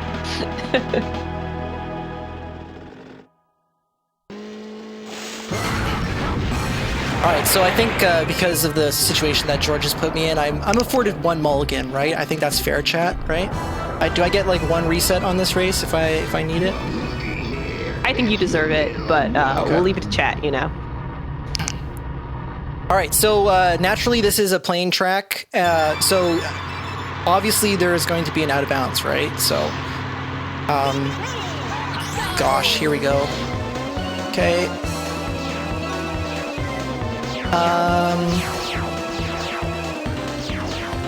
Oh, she turns so sharp. Okay, we're out of bounds. So everything should be good now. Should be... Oh gosh, almost overturned there.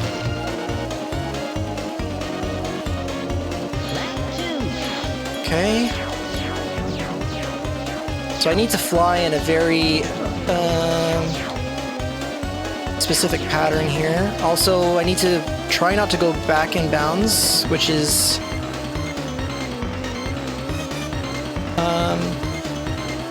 it's definitely probable. The way that these sections of this track kind of load in and out really makes things difficult. This could be wrong way. Also, I can't see. Okay. I can hear the joy in your voice. Yeah, I'm having a great time over here. All right, so time coming up in now. Time.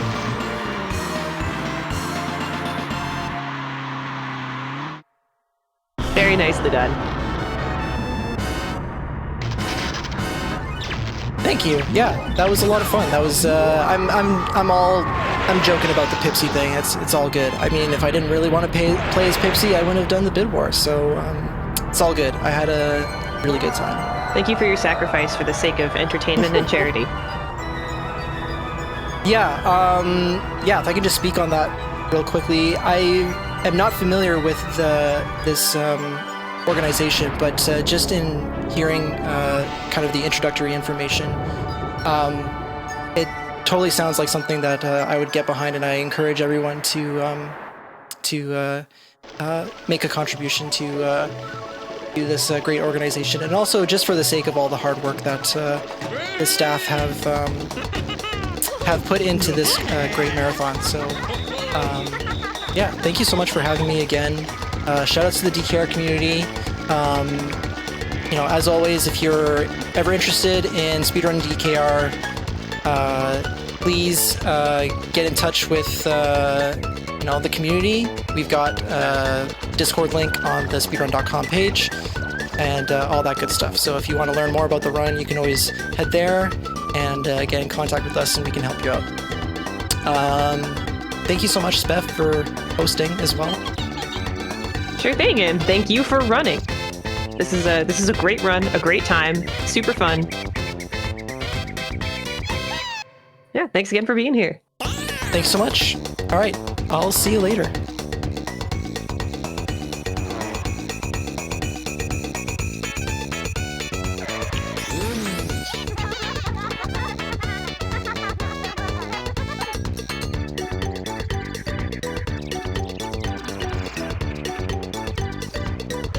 Yep. Oh man, that walrus again. You said that walrus's name was Bluey? Yeah. I think that's my favorite. He's probably my favorite boss race. The first one, anyway.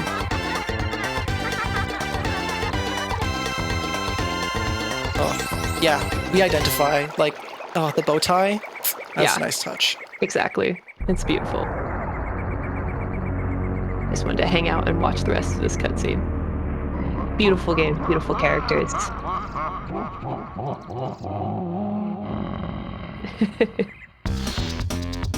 All right. I think, are we good? All right. Yeah, thanks so much again. Enjoy the rest of the marathon. See ya.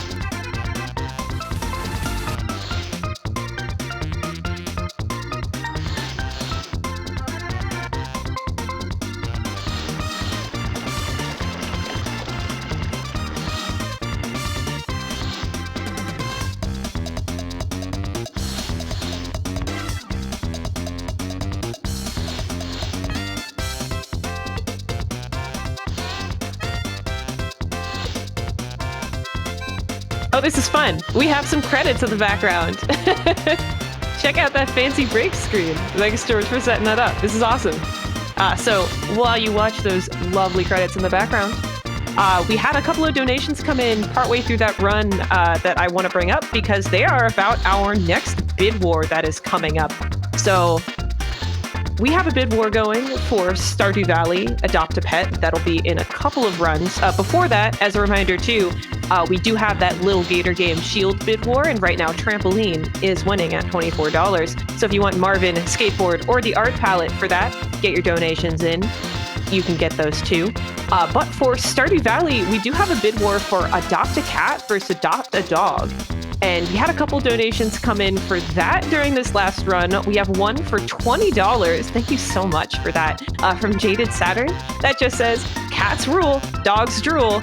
And that was towards adopting a cat. And we also had $15 from Princess Shortcake that says, I am extremely excited to be able to speedrun this weekend and even more excited to see what else is in store for the rest of the runs. And yeah, Princess Shortcake is our Stardew Valley runner and has donated also towards adopting a cat and also towards the Stardew Valley incentive to Yeet Morris.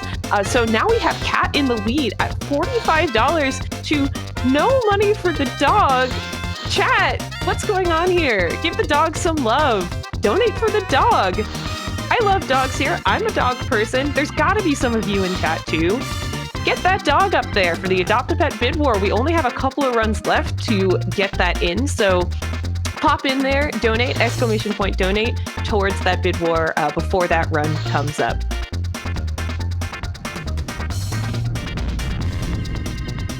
And once again, here is your mid-between run reminder to stand up, stretch, and grab some water. While you do that, I will be signing off. It's been such a great time hosting for the start of Completithon 2023. We have so many incredible runs continuing for the rest of today and for the next couple of days. Thank you so much for having me. It's been an honor to be here. I will be back Friday morning, again, bright and early, well, at least bright and early for me. Different times for everyone, but I will be back on Friday. But for now, I will be passing you off to the wonderful, capable, enthusiastic hands of Bonnie Dimples. So thanks again, and I'll see you all later.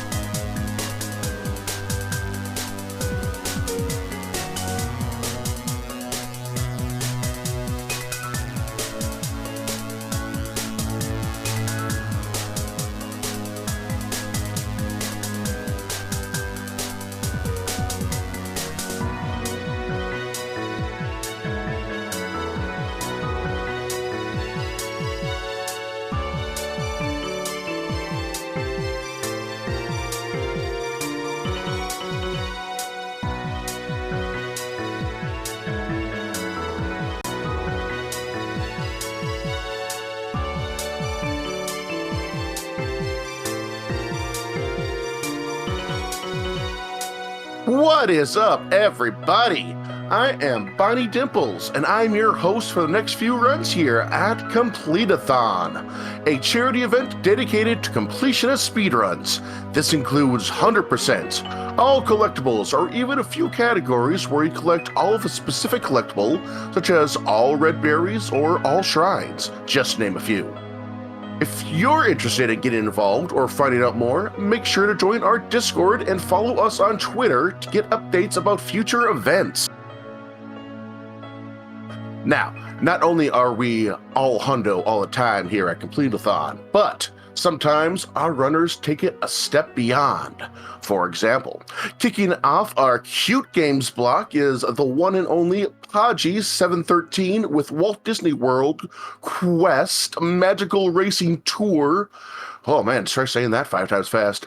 But he's not doing 100%, he's doing 105%. You heard that right. We are crossing that hundo threshold into the mysterious world of theoretical numbers. That is coming up in just a couple minutes here, so don't you go anywhere.